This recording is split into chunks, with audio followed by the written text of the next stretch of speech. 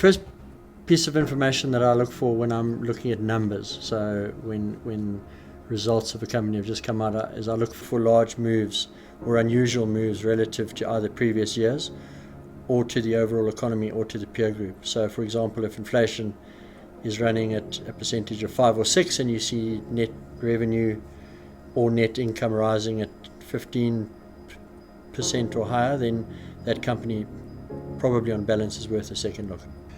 I think I would probably fall back on the it's not necessarily a cliche, but it's a well-used phraseology in the market, and that's time in the market is more important than timing the market. I believe that investors need to stay invested in order to accumulate and reap the rewards, and I think it's very important to be invested at a young age. I began investing in my mid-20s, which was approximately the sort of mid to late 1980s.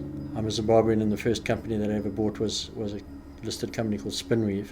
I'm not really sure what they did, but everyone was buying them, so I did too. Spinweave was a recovery situation from insolvency.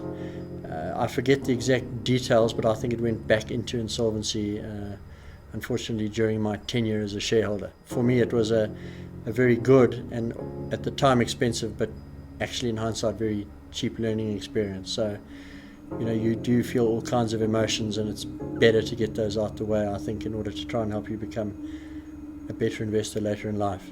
Young investors get too emotional about short-term negative numbers.